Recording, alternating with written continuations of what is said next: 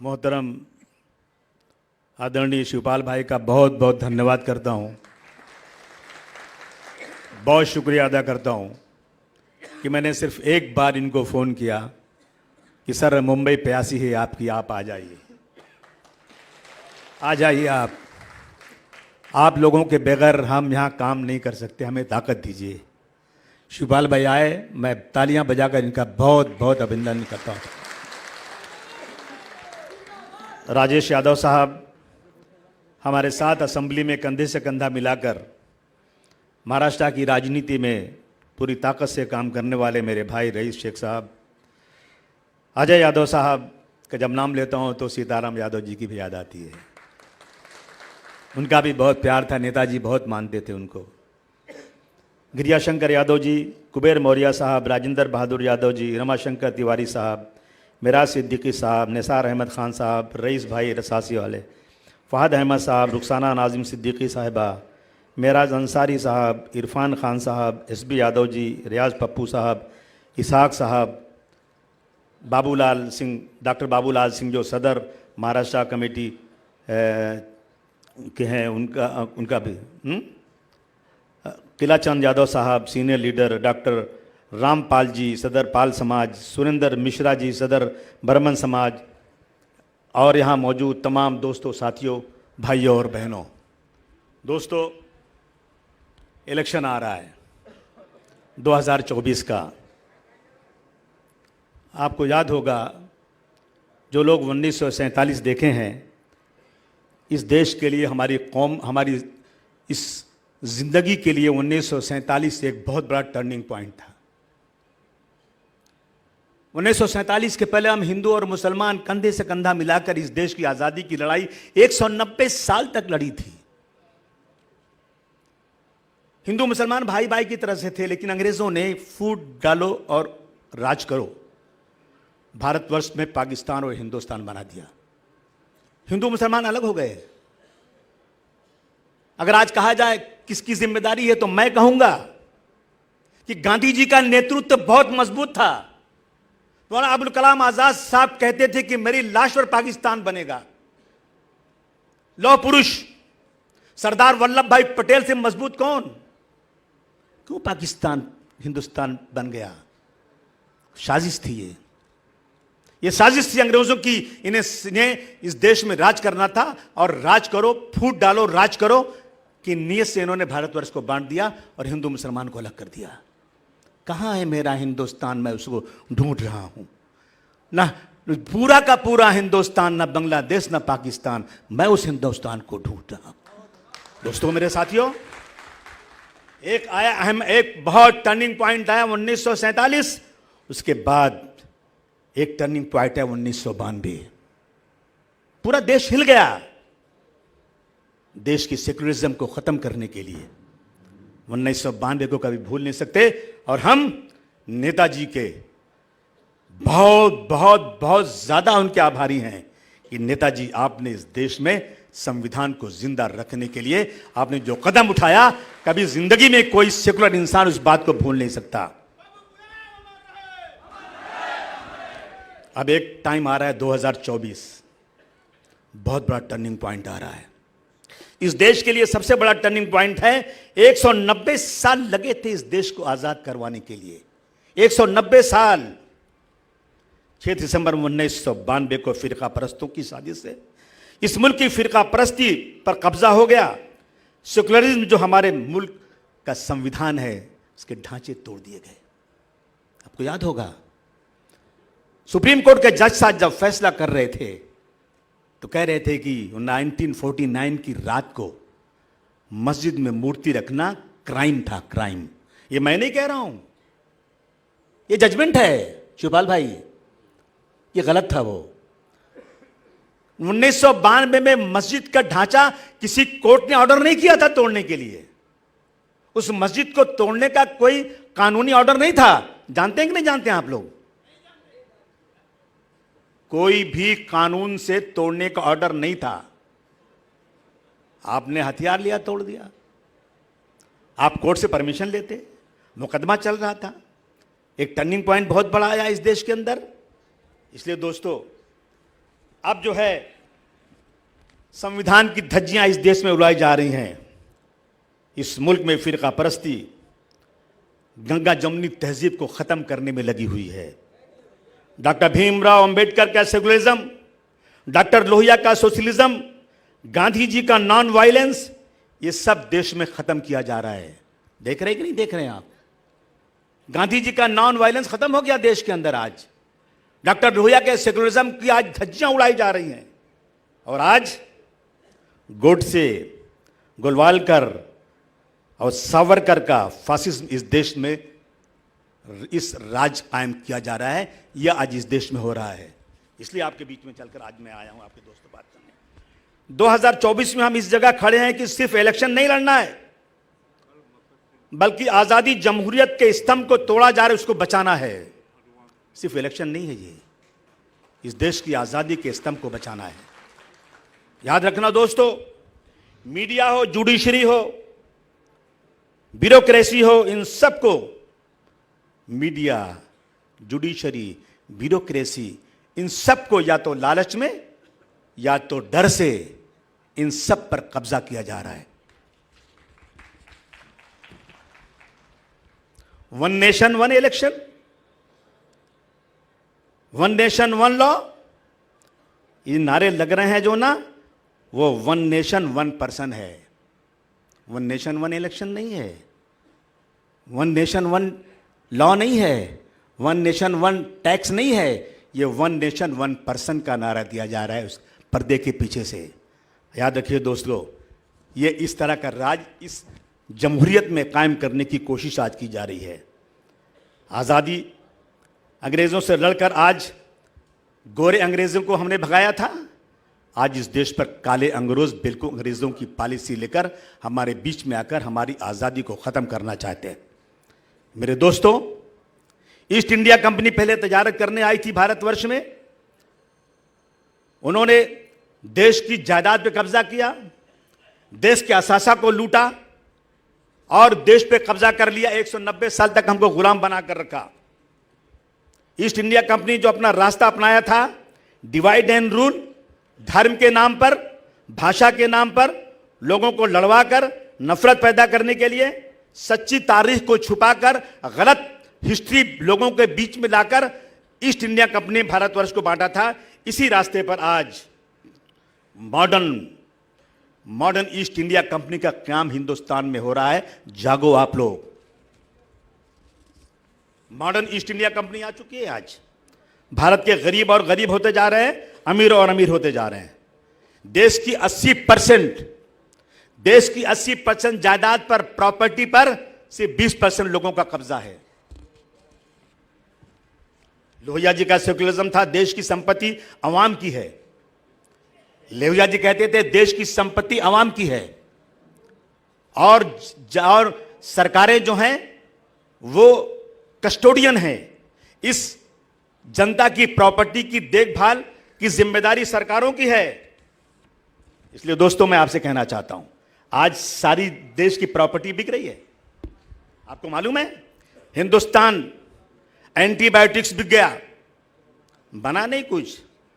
Project of development India limited बिक गया, engineering project India limited बिक गया, पवन हंस बिक गया, वीएनआर कंपनी लिमिटेड बिक गई, सेंट्रल इलेक्ट्रॉनिक्स लिमिटेड बिक गया, सीमेंट कारपोरेशन इंडिया बिक गया, इंडियन मेडिकल लिमिटेड बिक गया, एलम स्टील प्लांट बिक गया, भदावी स्टील प्लांट बिक गया, दुर्गापुर स्टील प्लांट बिक गया, फेरो स्क्रैप निगम लिमिटेड बिक गया, नागरल स्टील प्लांट एनडीएमसी बिक गया, भारत अर्थ मोन्ट लिमिटेड बिक गया। सुनो जरा कान खोल करके, HLL लाइफ केयर बिक गया, भारत पेट्रोलियम कॉर्पोरेशन लिमिटेड बिक गया, शिपिंग कॉर्पोरेशन ऑफ इंडिया बिक गया, कंटेनर कॉर्पोरेशन ऑफ इंडिया बिक गया, नीलचंद स्पॉट निगम लिमिटेड बिक गया, हिंदुस्तान पेट्रोल लिमिटेड बिक गया, Bharat pump and compression limited बिक गया, स्कूटर्स इंडिया लिमिटेड बिक गया, हिंदुस्तान न्यूज लिमिटेड बिक गया। कितना बताऊं आपको मैं, सब बिक गया। सारे एयरपोर्ट खत्म, रेलवे बिक रहा है, प्लेटफॉर्म बिक रहा है, सी पोर्ट बिक रहा है, ये सब किसकी प्रॉपर्टी थी? जनता की। कौन बेच रहा है? कस्टोडियन बेच रहा है। गरीबों के लिए रिजर्वेशन दिया था देश के अंदर, रिजर्वेशन कमजोरों के लिए था। मैं बताना चाहता हूं दोस्त, आज SC ST OBC माइनॉरिटी इनको मिलाओ तो 72% होते हैं, 72%। जागो, आपका रिजर्वेशन इस आड़ से खत्म किया जा रहा है और गरीब को और गरीब बनाया जा रहा है। मैं इसलिए आपके पास आया हूं आज। ये इलेक्शन नहीं है, ये भारतवर्ष की आजादी को बचाने का है। भारतवर्ष की आजादी को बचाना है। ये देश बहुत ही मुश्किल से आजाद हुआ है। आज हिंदुस्तान की हिस्ट्री को मिटाया जा रहा है, मुसलमानों को हिंदुओं का दुश्मन बनाया जा रहा है। मुझे याद है शिवपाल भाई, जब हम गांव में रहते थे, अगर किसी मुसलमान के घर में शादी होती थी, हिंदू भाई अपने घर में लकड़ी काट कर रखता था, आटा पिसवा कर रखता था, खटिया और बिस्तर और चादर संभाल के रखता था कि मेरे गांव में मुसलमान की लड़की की शादी बारात आ रही है, अगर यहां पर खाना कम पड़ गया तो मेरे गांव का अपमान हो जाएगा, मैं उसको संभालूंगा। शिवपाल भाई, मैं जब पैदा हुआ था तो मैं गोद में जिसके था उसका नाम था शिवचरण यादव और जानकी यादव। उसने हमें बड़ा किया है। हमारी मां पर्दे में रहती थी, लेकिन शिवचरण यादव, जानकी यादव मेरे घरों में आकर काम करते थे। हम मामा उनको बोलते थे। क्या जमाना था वो! एक दूसरे के लिए मरते थे हम लोग। भाईचारगी थी आपस में, हिंदू मुसलमान में कोई अंतर नहीं। एक गीत लिखा था इकबाल साहब ने, अल्लामा इकबाल ने, सारे जहां से अच्छा हिंदुस्तान हमारा, हम बुलबुलें हैं उसके वो गुलसिता हमारा। सारे जहां से अच्छा हिंदुस्तान हमारा, हम बुलबुलें हैं उसके वो गुलसिता हमारा। लेकिन दोस्तों, बुलबुल खत्म हो गया। अब बुलबुल नजर नहीं आ रहा, उल्लू नजर आ रहा है पेड़ों में। इस गुलिस्तान में उल्लू आ गया है। अगर आज होते इकबाल साहब तो क्या लिखते मालूम है? बर्बादे गुलिस्तान करने को बस एक ही उल्लू काफी है। बर्बादे गुलिस्तान करने को बस एक ही उल्लू काफी है। यहां तो हर शाख पे उल्लू बैठा है, अंजाम गुलिस्तान क्या होगा? मेरे देश में 80 करोड़ लोगों को चावल दाल दी जा रही है, राशन दिया जा रहा है। कितने लोगों को? 80 करोड़। मेरा राजा कहता है कि देश तरक्की कर रहा है। 80 करोड़ भूखे हैं और देश तरक्की कर रहा है। कैसे देश तरक्की कर रहा है? आजादी से 2014 तक देश पे कर्ज था 58 लाख करोड़। आज कितना है? 1,55,000 करोड़। कितना है? 3 गुना बढ़ गया। कितने साल में? 9 साल, 9.5 साल में 3 गुना बढ़ गया। हर बच्चा पैदा होता है 20 कितने हजारों का कर्जदार है। हम आजाद हैं, फिर भी हम आजाद हैं। आइए संकल्प लीजिए आज कि हम छोटे हो जाएं चलेगा, लेकिन हम गांधी जी के सपनों को इस देश में गांधी जी के सपने को तोड़ने वाले को कभी बख्शेंगे नहीं।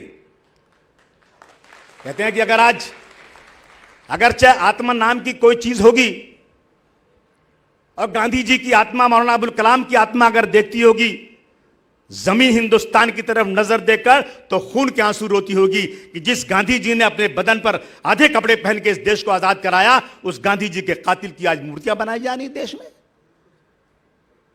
कातिल की मूर्तियां बनाई जा रही हैं। कितने दोगले हैं ये लोग!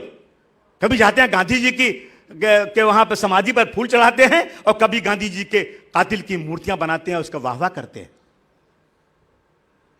इसलिए आपसे कहना चाहता हूं दोस्तों, आज मैं आपके पास चलकर आया हूं। शिवपाल भाई आपको इसलिए बुलाया है कि आप बहुत बड़े लीडर हैं। आप लोगों ने समाजवादी पार्टी बनाई और आसमान की ऊंचाई पर यूपी में ले गए। ये बैठे हुए लोग हैं ना, ये सब यूपी वाले हैं। हाथ उठाओ, कितने यूपी वाले हो?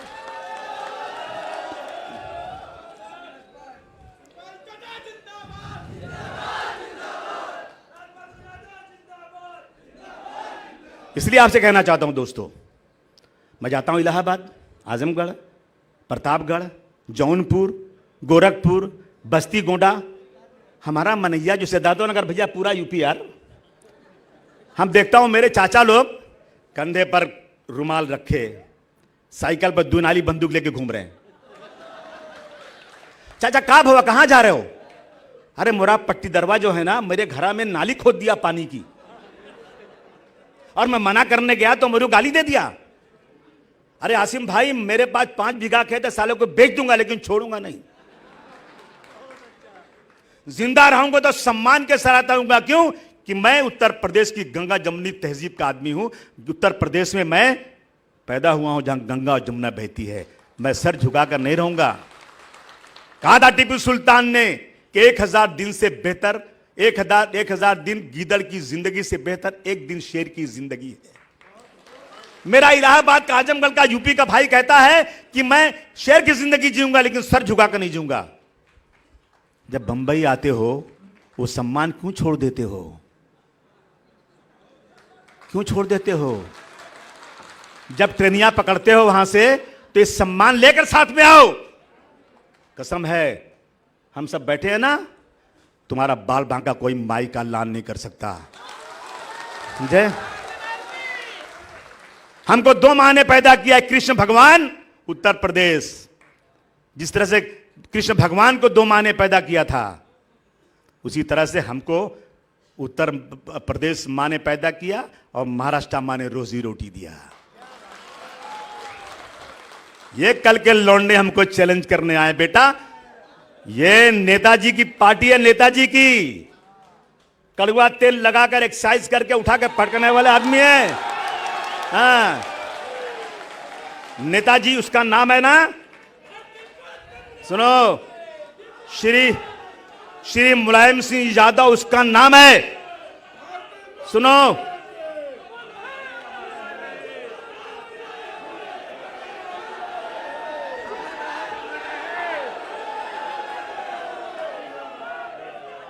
नेताजी उसका नाम है मुलायम सिंह यादव। जो बड़ी बड़ी आंधियों का रुख मोड़ देने वाले का नाम है मुलायम सिंह यादव। किससे टक्कर लेना चाहते हो? हसलियत में आ जाऊंगा जिस दिन ना, बहुत भारी पड़ जाएगा, समझ लेना इस बात को। मैं तो इसलिए खामोश हूं कि मेरा यूपी का भाई बेचारा, उसका गांव में बूढ़ा बाप बेचारा बीमार है, उसको पैसा भेजना है, उसकी लड़की का हाथ पीला करना है, उसको बच्चे की फीस भेजना है, वो कमाने आया है। 30 तारीख को मनी ऑर्डर का इंतजार करता है। वरना मैं हैसियत तुम्हारी ठीक करना जानता हूं, जो यूपी वालों के साथ खड़े रहते हो। तिवारी जी आपको याद होगा, वो क्या नाम था जो नाचते रहता ऐसा लील के? क्या नाम होगा एमपीआ का? अरे जो हमको बुलाया मुलुन में आ तू। हाँ, क्रिस सुमैया। तू सुन ले क्रिस सुमैया, अगर तू देख रहा है तो सुन ले।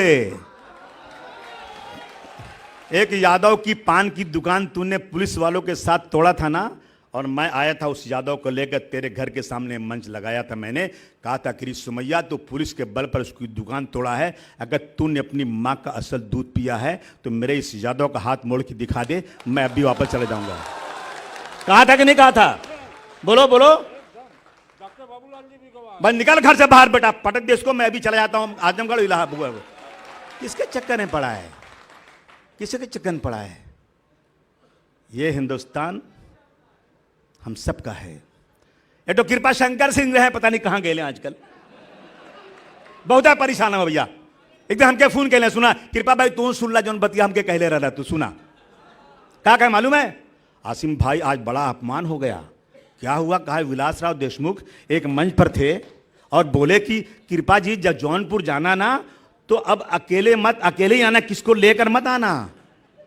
क्यों भाई? बंबई में बहुत ज्यादा भीड़ होती जा रही है। आसिम भाई कुछ करो। मैं बोला अच्छा, तू काहे नहीं करते हो यार? कहाँ, हम वही पटिया में है ना। मैं बैठा उस दिन, मैंने बुलाया मेरी साथ, क्या करना चाहिए? एक नारा निकाला मैंने, मुंबई है आपकी नहीं किसी के बाप की। याद है कि नहीं याद है? याद है ना? देखो भैया, मगर तू लोग हमारा साथ देते नहीं देते ना, झूठे हो तो लोग। अगर तुम लोग साथ देते ना, आज तुम कंधे पर रुमाल रखते, नंगे पैर आल्हा गाते हुए ना आ जाते कारपोरेशन में। किसी की बाप की ताकत नहीं थी तुम्हारी तरफ आंख उठाकर देखने की। अगर तुम सब इकट्ठा होते मेरे पीछे ना, मैं चट्टान से लड़ने की ताकत मुंबई में रखता हूं। तुम बोलो मेरी गलती क्या है, बोलो खड़े होकर मेरी क्या गलती है। मैं किसी मुस्लिम लीग में नहीं हूं, मैं श्री मुलायम सिंह यादव को मानने वाला हूं। मैं मुसलमान हूं, लेकिन मैं मुलायम सिंह यादव को क्यों मानता हूं मालूम है? वो शख्स जो बंद कमरे में बात करता है वही स्टेज पर बात करता है। वो शख्स वही कहता है जो सरशीद अहमद खान ने कहा था कि हिंदू और मुसलमान इस देश की दो खूबसूरत आंखें हैं, अगर एक आंख भी खराब हो गई ये देश काना हो जाएगा, ये देश खूबसूरत नहीं होगा। मैं मुसलमान था, मैं जेल में बंद था, मेरी कोई गलती नहीं थी। मुलायम सिंह यादव जी एक बड़े नेता मुख्यमंत्री थे, मैं बहुत छोटे परिवार का आदमी, मेरे परिवार में कोई आदमी पॉलिटिक्स में नहीं था। मैं अल्लाह की कसम खा के कहता हूं मेरा पॉलिटिक्स से कोई लेना देना नहीं था, आज भी मुझे पॉलिटिक्स पसंद नहीं है, लेकिन मेरी मजबूरी है पॉलिटिक्स, मेरी जरूरत है पॉलिटिक्स, मेरा कमिटमेंट है पॉलिटिक्स। मैंने कहा था नेताजी आए बंबई, लोगों ने मना किया कि अबू आसिम के घर मत जाना, ये अभी केस से छूट कर आया है। नेताजी ने कहा मैं जाऊंगा, मैं जानता हूं अबू आसिम बेकसूर है। मेरे सर पर हाथ रखा, वो दिन है और आज के दिन है। मैं कभी नेताजी को नहीं छोड़ूंगा। मैं नेताजी के वसूलों पर चलता रहूंगा, चाहे मेरे पैर लहूलुहान हो जाएं, मेरे पैर टूट जाए, मेरी आंख खराब हो जाए, लेकिन मैं नेताजी का झंडा कभी नहीं छोड़ूंगा। जिसने मेरे साथ एक कदम चला, मैं उसके साथ 1000 कदम चलने को तैयार हूं। कुछ दोगले लोग थे, मेरे साथ आए चले गए। मैं जिसे आगे बढ़ाता हूं वही मुझे पीछे गिराता है। मेरा पाला हुआ बच्चा मुझे आंखें दिखाता है। सत्ता के लालची हैं लोग, सत्ता नहीं, सुन लो, एमएलए, एमपी, नगर सेवक, ये कुछ नहीं है। नेता बनो।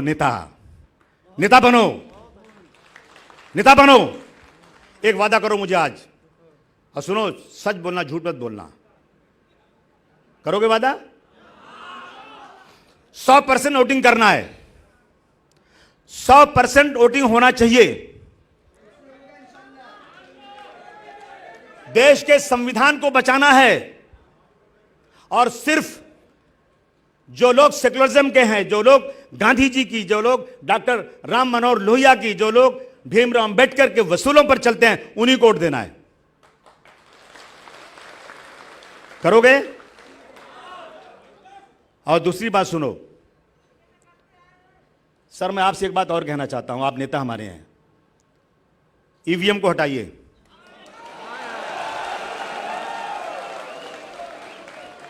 टिकट बंटवारा होने दीजिए, ईवीएम को हटाइए।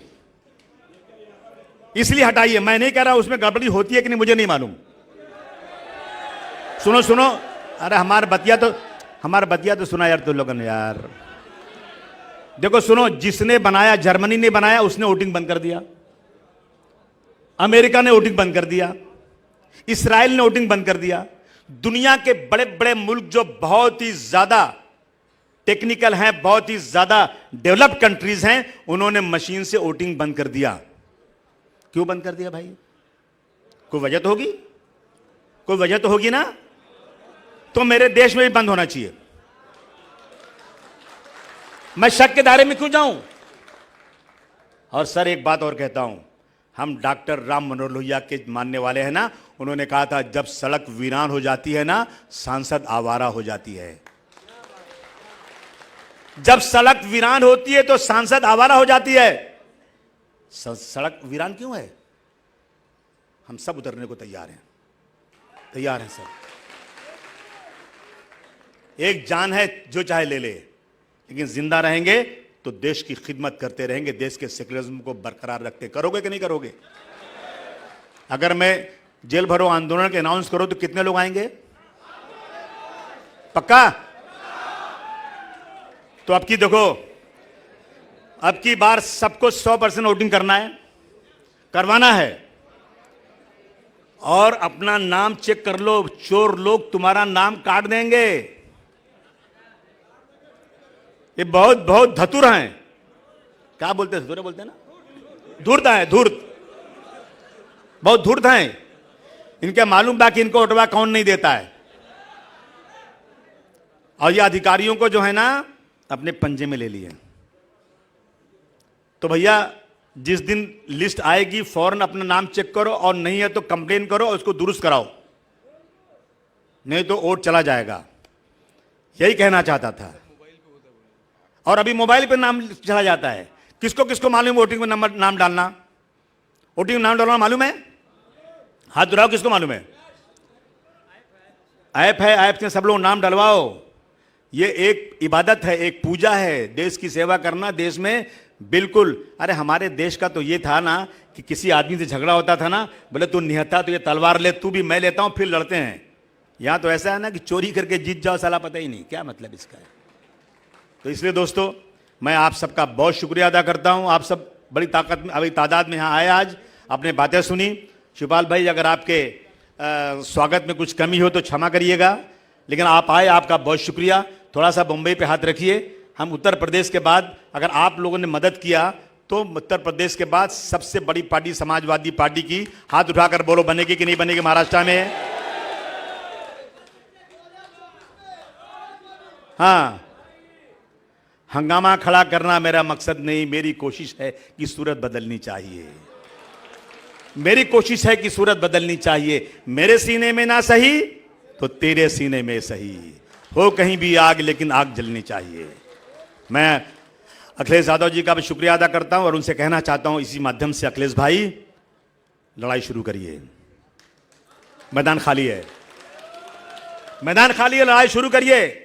2012 के इलेक्शन में मैंने देखा था अखिलेश भाई की टोपी जितनी थी ना, उतना ही हिस्सा सफेद हो गया था, नीचे काला हो गया था। बहुत भाग दौड़ हुई थी। शिवपाल भाई, आप लोगों ने बहुत मेहनत किया था, तब जाकर सत्ता मिली थी। घर में बैठे सत्ता नहीं मिलती अपने को। और मैदान खाली है, दुनिया देख रही है, चाहती है आगे बढ़िए, जनता आपके साथ में है। और मुझे बहुत खुशी है, मैं महाराष्ट्र में देखता हूं यहां दो चीफ मिनिस्टर घूम रहे हैं। एक पृथ्वीराज चौहान, एक अशोक चौहान। क्या है लोग? मुख्यमंत्री थे पहले, कसम से रईस इसकी गवाही देंगे, अकेले घूमते रहते हैं, कोनो मैंने संगे ना उनके, गड़ियों खाली बाइक कोई पर गड़िया पीछे नहीं। एक तो आपका भतीजा चलता है भैया ना, अरे बाप रे बाप, खाली सब भरवा मुहा कह रहे ना, तो पब्लिकिया हाथ चिल्लाती, हाथ मिलाने के लिए, फोटो खिंचाने के लिए। मैं बोला अखिलेश भाई, बड़ा अट्रैक्शन, इसका फायदा लो। जो अल्लाह ने, भगवान ने जो आपको चुंबक दिया जनता से ना, निकलो सड़क पर और छोड़ दो हेलीकॉप्टर, निकलो सड़क पर, गाड़ी लेके, हंगामा हो जाएगा, हंगामा। जाओ, लोग इंतजार कर रहे हैं।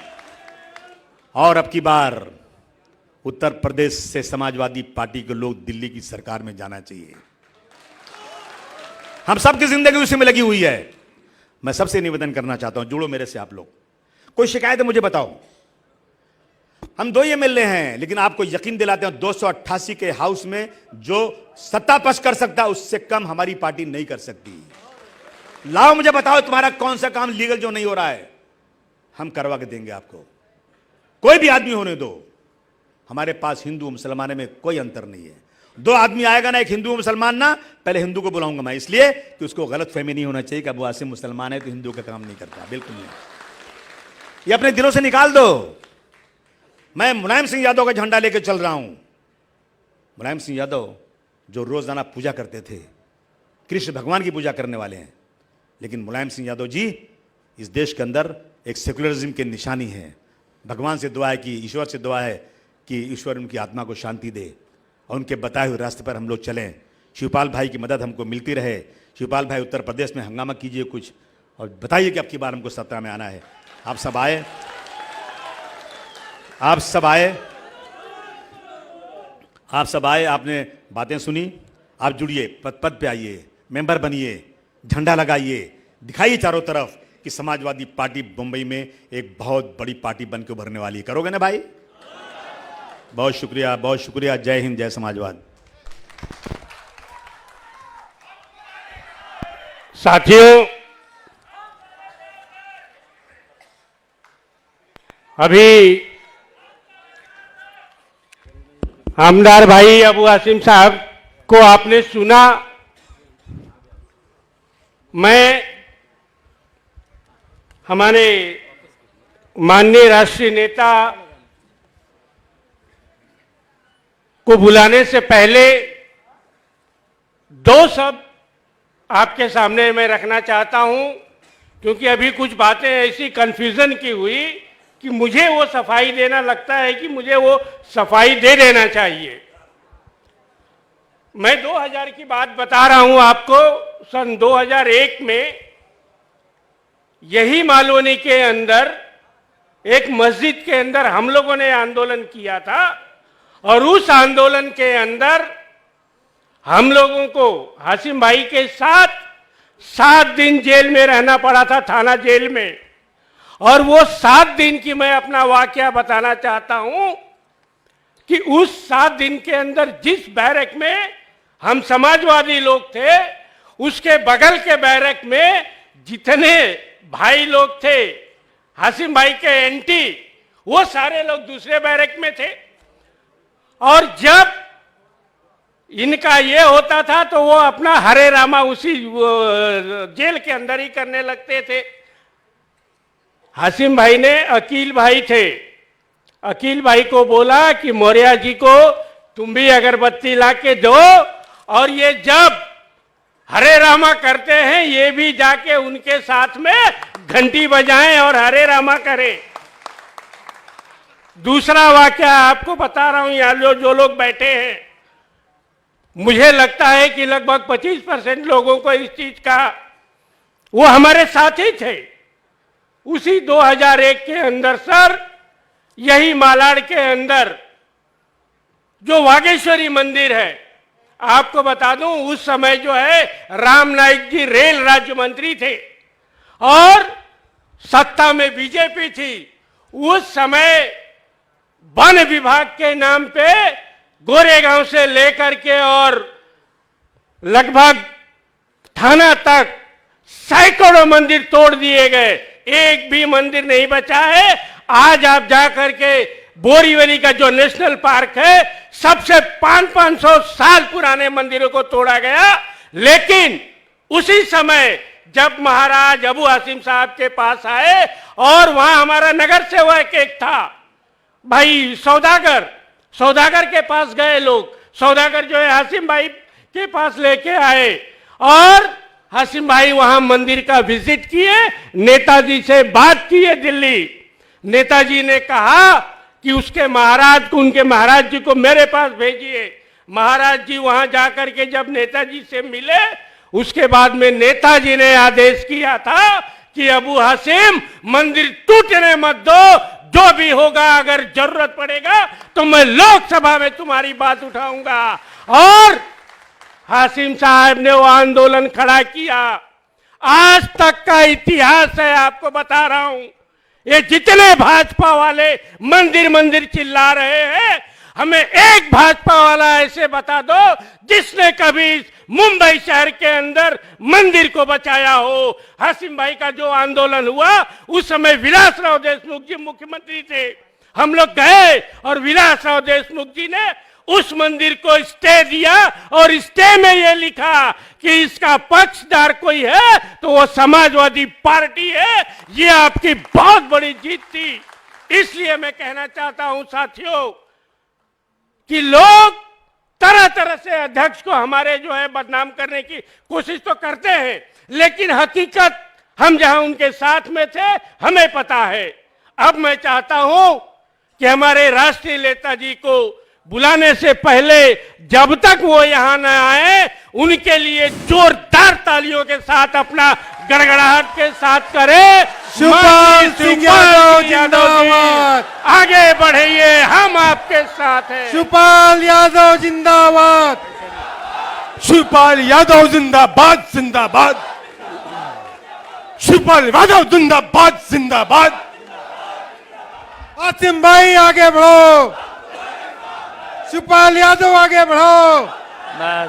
समाजवादी पार्टी जिंदाबाद, समाजवादी पार्टी जिंदाबाद, शिवपाल चाचा जिंदाबाद। अध्यक्ष जी,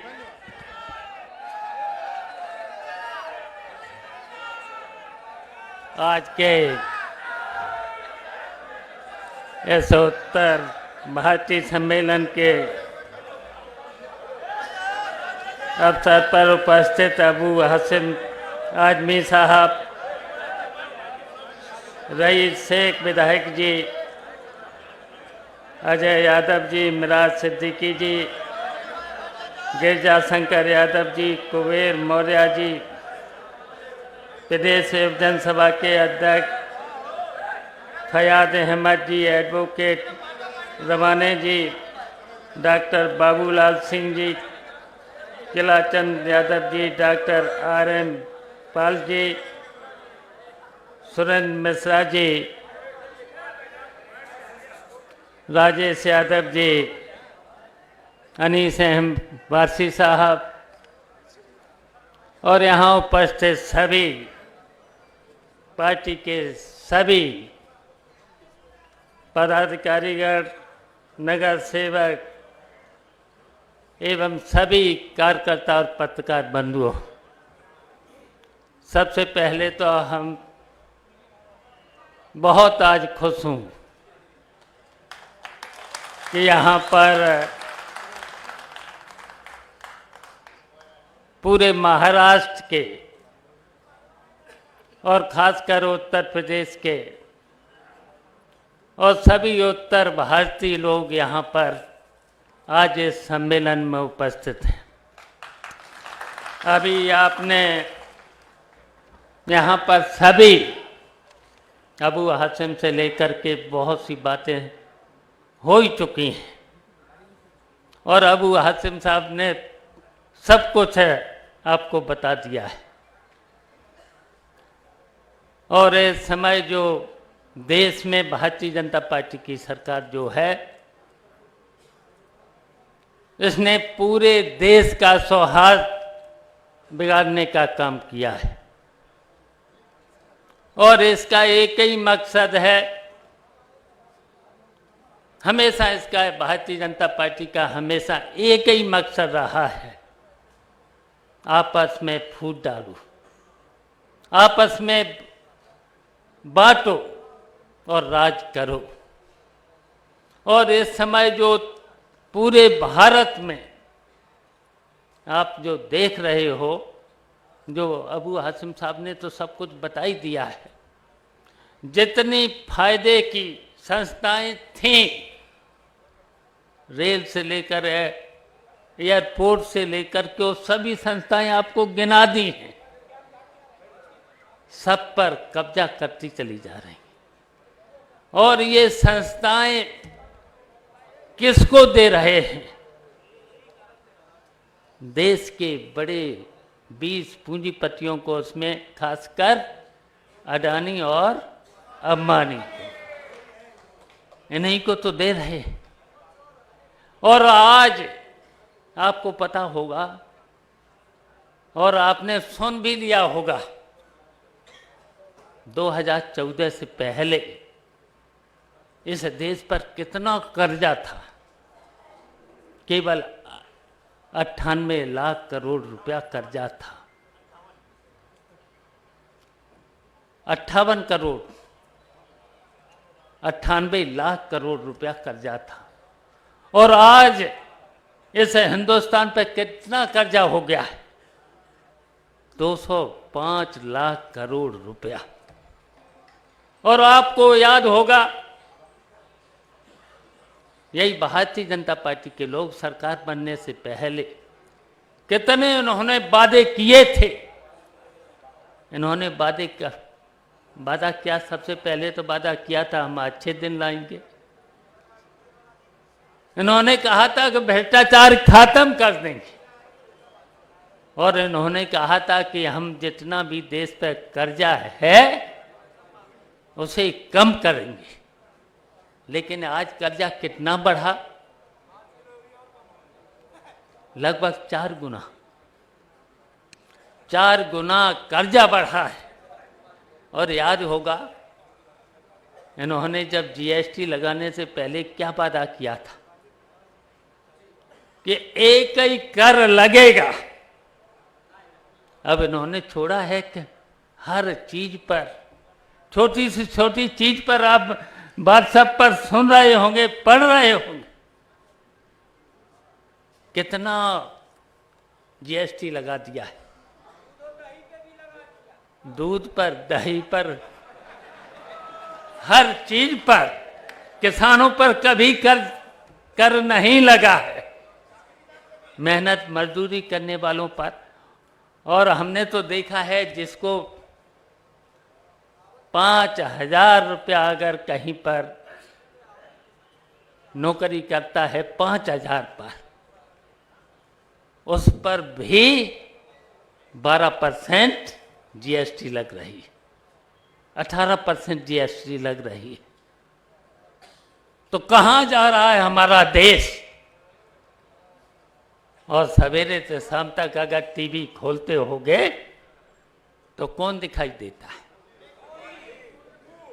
जो देश को बर्बाद कर रहा है? वो देश को पूंजीपतियों को बेच रहा हो, कुछ ही पूंजीपतियों को बेच रहा हो। और यहीं तक नहीं, झूठे मुकदमे आजम जैसे लोगों को, इरफान सोलंकी जैसे लोग, क्या दोस्त था आजम का? बताइए, कहीं पर भी कहीं आजम का कहीं दोस्त था?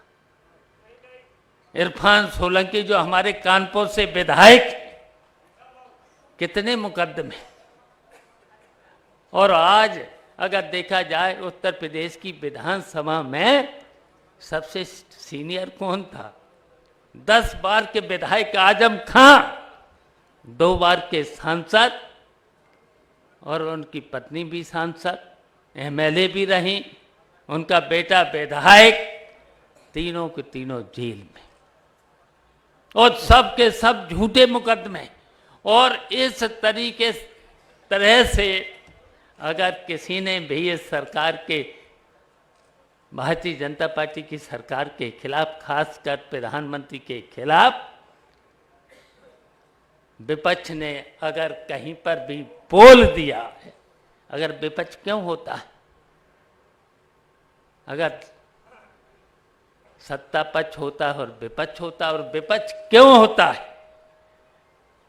सत्ता पक्ष की कमियों को उजागर करने के लिए तो होता है, उनकी आलोचना करने के लिए तो होता है। लेकिन इस भारतीय जनता पार्टी के सरकार में अगर सत्ता पक्ष और भारतीय जनता पार्टी के खिलाफ अगर किसी ने सुझाव, अच्छा सुझाव भी दे दिया, अगर कहीं आलोचना भी कर दी, तो उसके खिलाफ मुकदमा लिख दिया जाएगा। नेताजी भी रहे, नेताजी भी तो रहे, 3 बार मुख्यमंत्री रहे, डिफेंस मिनिस्टर रहे।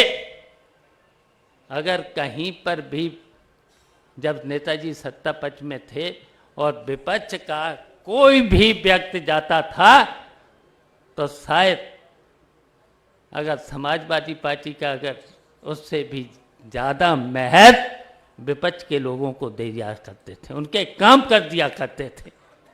और आज चाहे लोकसभा हो, चाहे उत्तर प्रदेश की विधानसभा हो, अगर समाजवादी पार्टी का है तो कोई बात सुनी नहीं जाएगी।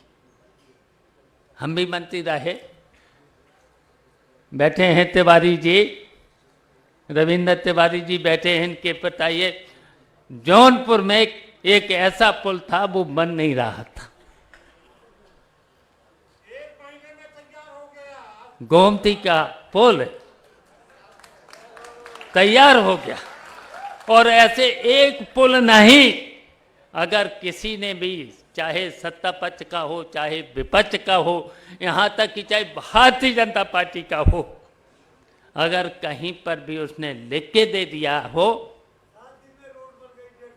तो उसकी रोड, सड़क, पुल, अगर कहीं पर भी झूठा, कहीं अगर पुलिस के लोगों ने या किसी भी व्यक्ति ने अगर झूठा फंसा दिया है, अगर नेताजी से लेकर अखिलेश यादव से लेकर या मेरे पास कोई आ गया है, तो उसकी मदद हो गई थी।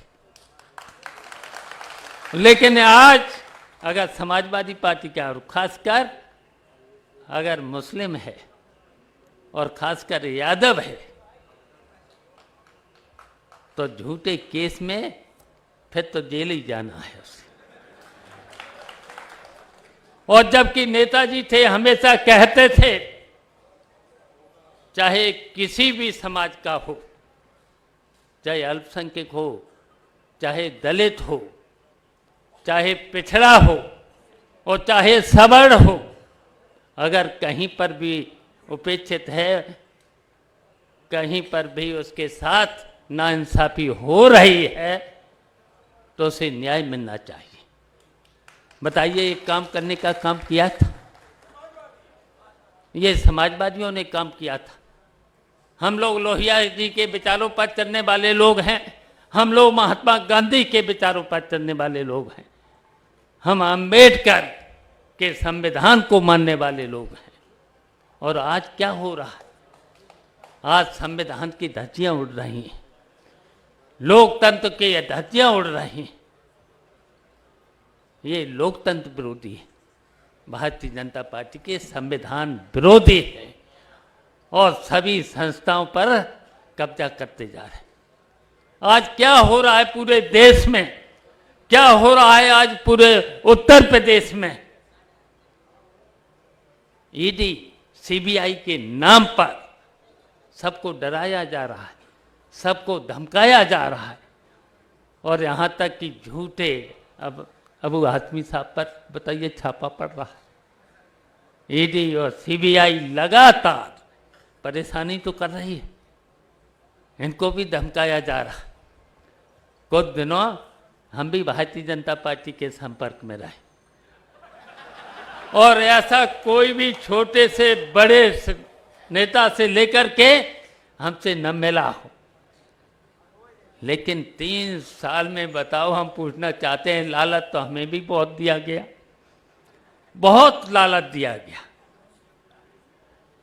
लेकिन जब हम काम की कहते थे भाई इसके साथ ज्यादती हो रही है, इसके साथ अन्याय हो रहा है, आजम खान साहब पे अन्याय हो रहा है, तो फिर कोई सुनने वाला नहीं था, कोई काम नहीं। तो ऐसी भारतीय जनता पार्टी की, तो बताइए, हम इसलिए आज उत्तर भारतीय यहाँ सभी, जहाँ पर आज मुंबई की 2 करोड़ की जनसंख्या हो और वहाँ पर उत्तर भारतीयों की संख्या 70 लाख हो, तो बताइए, और इस मुंबई की शान बढ़ाने वाले उत्तर भारतीय भी तो हैं। इस शान, बम्बई की शान को उत्तर भारतीयों ने भी तो शान को बढ़ाया है। तो हमें खुशी है कि आज 70 लाख उत्तर भारतीयों के बीच में है और हमारा आज सब लोग मिलकर के सम्मान भी कर रहे हैं, स्वागत भी कर रहे हैं और हम भरोसा दिलाते हैं, हम आपको भरोसा दिलाते हैं, जब भी हमारी ज़रूरत पड़ेगी, अबू हाशिम जी के साथ कंधे से कंधे मिला करके कहीं पर भी आपको ज़रूरत पड़ेगी तो हम आपके साथ खड़े रहेंगे।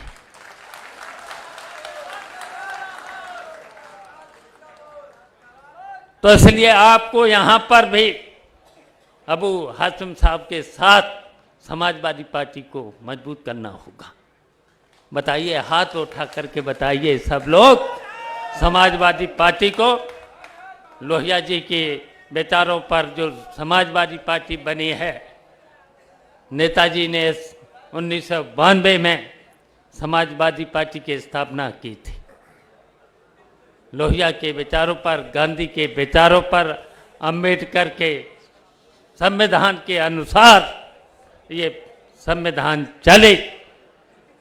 तो इसी संविधान को लेकर के हम सब लोग पूरे के पूरे समाजवादी पार्टी के लोग चल रहे हैं और कहीं पर भी आपके साथ जुल्म होगा, अत्याचार होगा, तो हम हमेशा अबू हाशिम जी के साथ खड़े मिलेंगे और आप सब लोगों की मदद करने का काम करेंगे। हम चाहते हैं कि जो अभी यहाँ पर कहा गया है कि एक सीट जरूर यहाँ पर इस गठबंधन में जो गठबंधन बन रहा है, इंडिया गठबंधन जो बन रहा है, उसमें यहाँ महाराष्ट्र से, बम्बई से एक पार्लियामेंट की सीट जरूर मिले। ये हम अपने राष्ट्रीय अध्यक्ष अखिलेश यादव जी को जरूर ये बात को पहुंचाने का काम करेंगे।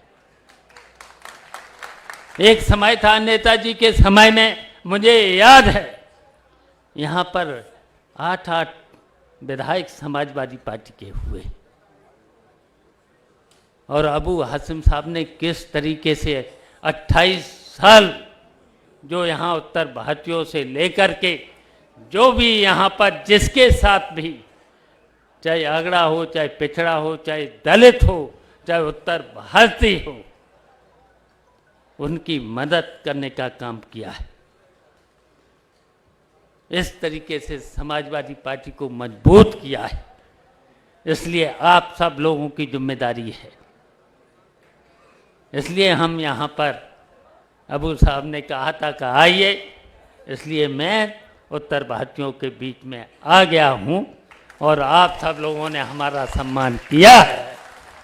तो इसलिए हम चाहते हैं, सब लोगों से चाहते हैं कि समाजवादी पार्टी और अबू हासिम साहब को मजबूत करिए।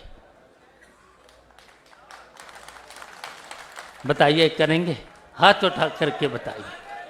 और हम आपको भरोसा दिलाते हैं 2024 में उत्तर प्रदेश से भारतीय जनता पार्टी को हरा करके भेजेंगे।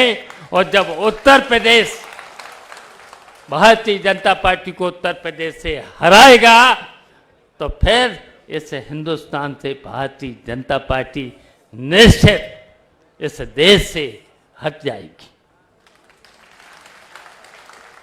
तो ये हम चाहते हैं कि इस देश से भारतीय जनता पार्टी हटे।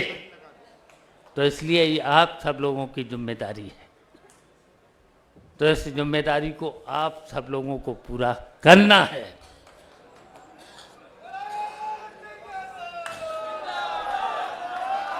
तो हम चाहते हैं, बताइए, करेंगे?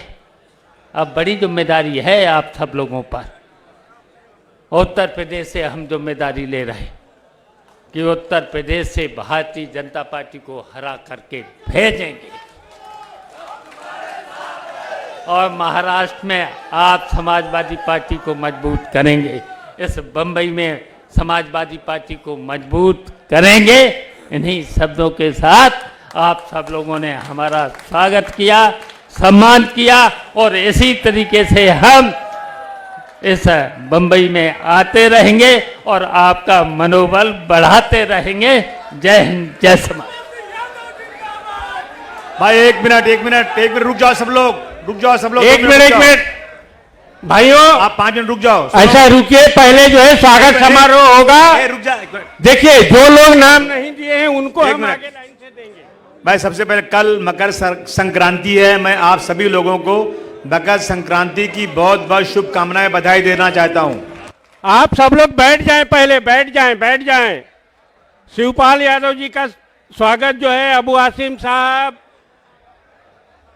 आमदार रईस, राजेंद्र यादव जी, दिनेश यादव जी, मिराज सिद्दीकी, अली लायक, यशवी यादव जी,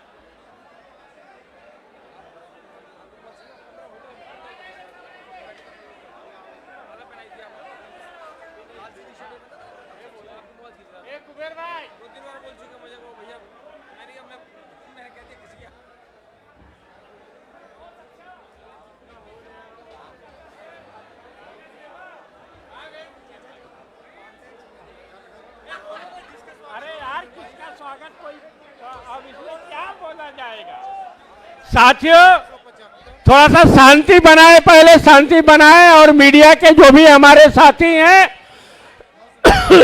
मीडिया के साथियों से गुजारिश है कि वो उस तरफ से मंच पर आ जाएं।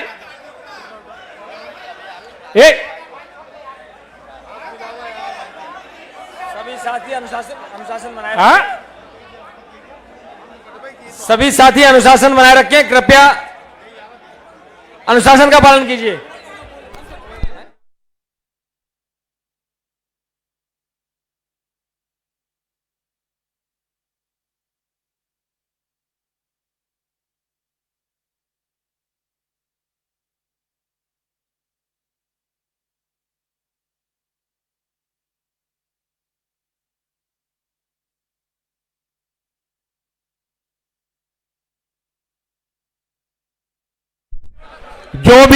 जो भी साथी स्वागत कर लिए हो उनसे गुजारिश है वो स्टेज के नीचे आए।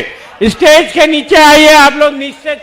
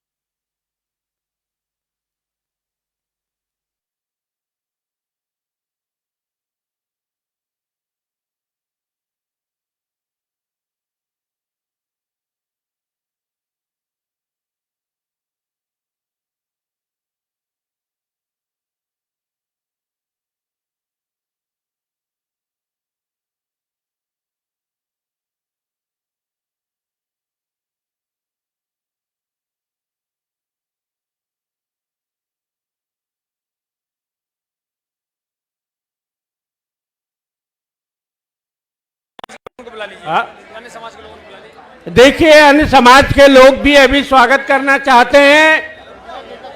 प्लीज थोड़ा सा जो है नीचे